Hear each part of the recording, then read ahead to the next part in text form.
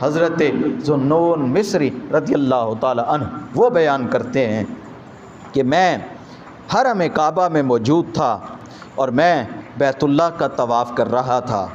اچانک بیت اللہ کا طواف کرتے کرتے میں نے ایک شخص کو دیکھا، ایک نوجوان کو دیکھا، ایک نوجوان کو دیکھا بیت اللہ کا طواف کرتے کرتے۔ اب وہ نوجوان، میں نے دیکھا کہ اس کی جو شکل و صورت ہے، اس کی شکل و صورت بالکل مرجھائی ہوئی ہے، بالکل مرجھائی ہوئی ہے۔ اس کا چہرہ زرد ہے، جس کو ہم اپنی زبان میں کہتے ہیں پوسا رنگ۔ اس کا چہرہ زرد ہے، پیلا رنگ ہے، اور اس کا جسم انتہائی کمزور ہے، نحیف ہے، لاغر ہے۔ میں نے جب اس کی یہ صورتحال دیکھی تو میں نے اس سے پوچھا، اے نوجوان بتا، کیا تو کسی سے محبت کرتا ہے؟ کیا تو کسی سے محبت کرتا ہے؟ یہ ذرا کان کھول کے بڑی توجہ کے ساتھ اس بات کو سنیں، یہ نوجوان خصوصاً توجہ سے اس بات کو سنیں۔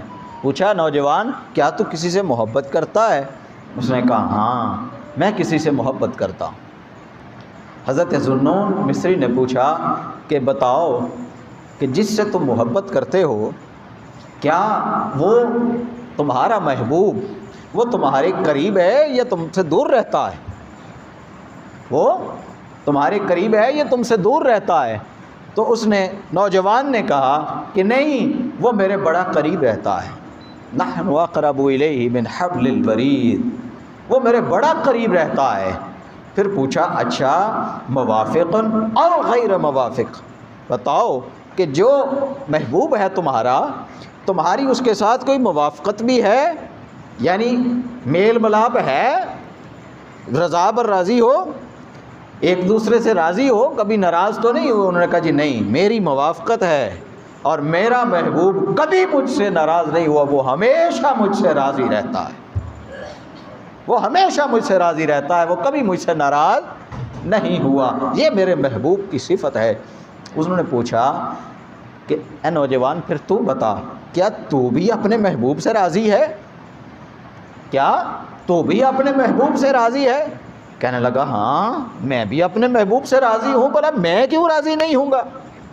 پھر حضرت ذوالنون مصری وہ بڑے حیران ہوئے، کہتے میں بڑا حیران ہوا اور میں نے بلند آواز سے سبحان اللہ کہا، اور سبحان اللہ کہتے ہوئے میں نے اس نوجوان کے چہرے کی طرف دیکھا اور میں نے اسے کہا، اے بندے، اے نوجوان، اگر تیرا کوئی محبوب بھی ہے، وہ تیرے قریب بھی ہے، تیری اور اس کی موافقت بھی ہے، ایک دوسرے سے تم راضی بھی ہو، پھر یہ چہرے کے اوپر خوف کیوں ہے؟ یہ چہرہ تمہارا زرد کیوں ہے؟ یہ جسم اتنا نحیف اور کمزور اور لاغر کیوں ہے؟ پھر کیوں جب تمہارا محبوب تم سے راضی ہے، رہتا بھی تمہارے قریب ہے، تم بھی محبوب سے راضی ہو، تو پھر یہ اتنا کمزور اور نحیف جسم کیوں ہے؟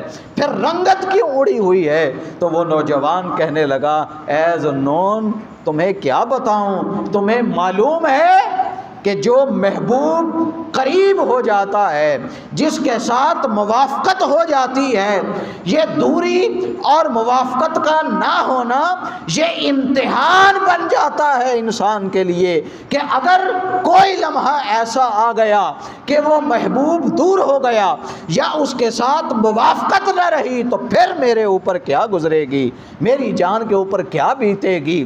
یہ جو ایک دوری کا اور ایک غیر موافقت کا ڈر اور خوف انسان کے دل میں رہتا ہے، یہ خوف اور ڈر انسان کے چہرے کو خوش ہونے نہیں دیتا۔ اسی وجہ سے میرے چہرے کی رنگت اڑی رہتی ہے، میرے اوپر خوف طاری رہتا ہے کہ میں کبھی اپنے دل میں اگر خیال آ جائے کہ اگر محبوب ناراض ہو گیا، اگر محبوب نے اپنا قرب لے لیا، تو میں کیا کروں گا، میں کہاں جاؤں گا۔